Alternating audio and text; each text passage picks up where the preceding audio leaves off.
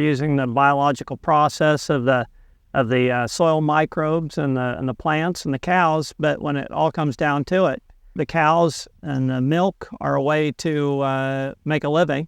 In the end of the whole process, it's the sunshine that's doing the work for us there.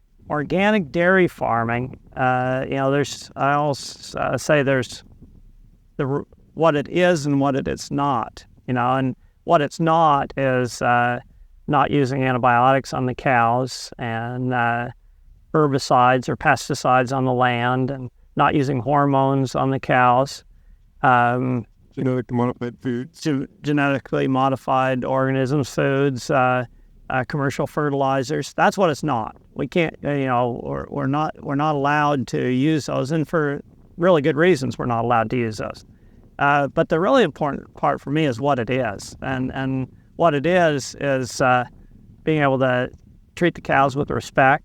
It's a highly mineralized food source because as you have healthier soil microbes, you have more mineralized foods. And what we need to realize is that there's this large food chain, and we're part of it. We need to make sure that the chain is a healthy food chain, and so that's really what vital to what we're doing here is really building up the soil health in order to feed first the plants to the cows, and the cows to us. So it's really vital that it all starts with that soil biology. Part of the reason we transitioned to organic production was to have a healthier business, because really sustainable farming is only sustainable if the farmer can make a living. And part of that, we saw that it really matched what we're already doing. And then as we got into the organic system, I started becoming a whole lot better farmer. I started studying more about what was actually going on and the processes of why things happen, and why good things happen and why bad things happen in the soil and the cows. And so really that's I'm evolving as I've been in this organic dairy industry. I have to make it work so the cows are the happiest. I got to make sure they're coming into really good pasture. I need to make sure that in the springtime, if we get blazing rains, that the cows don't stand out in the rain all night long. I'm dancing them back into the barn at that time. We're going 4 o'clock in the morning. You'll get up out of bed. I'll get up at 1 a.m. I'll get up at 12 at midnight. The cows want the grass, but if it's too nasty outside, they'll come up to the barn. There is a lot about cow psychology you have to understand. If a cow's passing you in a tight spot, you turn your head, don't look them in the eye. Oh, really? They'll pass you fine. If you look them in the eye, they won't pass you. They understand. They understand that. Then you're acting like a predator if you're looking at them in the eyeball. Oh, really? Yeah. And fields. Do you want the fields to be square as possible? They don't like long, skinny fields. That makes them uncomfortable. They don't like that. Oh, really? Yeah, a cow that's happy is producing well. And that's my job, is to have cows that are happy and producing well. I was always concerned about the amount of flies going on, but I see that you've got that pretty much under control. The first key is just not having material for the flies to breed in.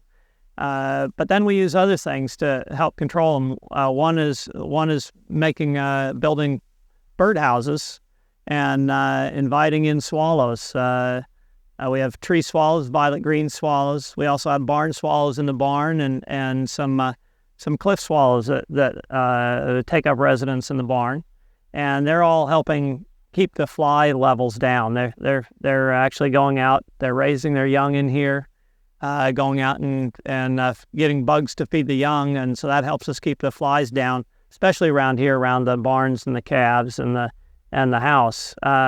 We also put out predatory fly wasps, and they're just teeny tiny wasps. They're not very big. They're just hardly can see them, but they go and lay their eggs in the pupa of the flies that bother our cows, and their babies hatch and eat the pupa, the fly pupa, before it can hatch out and bother our cows. We do some other things. We have when it gets really bad on the cows, we have a botanical spray that's got some essential oils in it. And we mix that with a little mineral oil and spray that onto the cows as a repellent against the flies.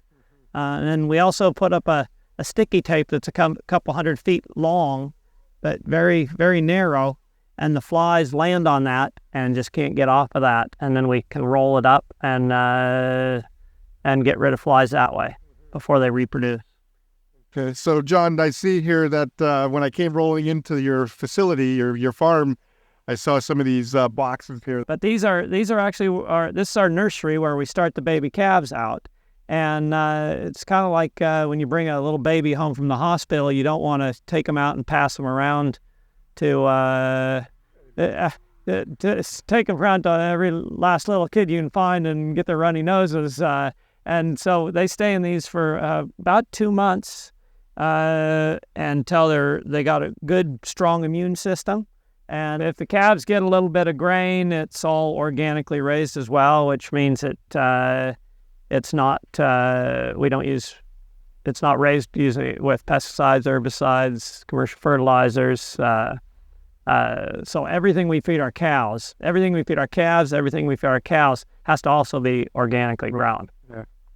The reason they're a milk drinker at a young age is their stomachs haven't developed. A cow stomach has 4 chambers in it, but early on the rumen hasn't developed. She doesn't have that capability. A baby calf doesn't have the capability of taking in forages and converting them over to feed themselves.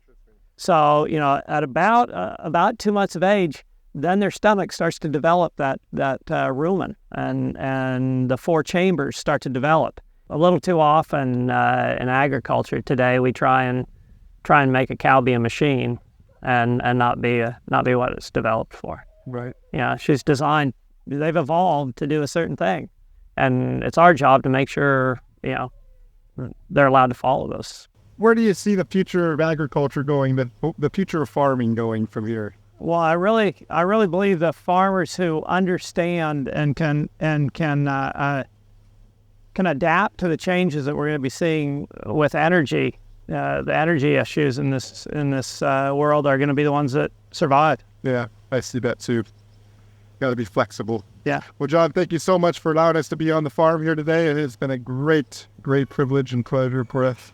Well, it's always a pleasure to have people see what goes on the farms. Yeah, well, thanks a lot.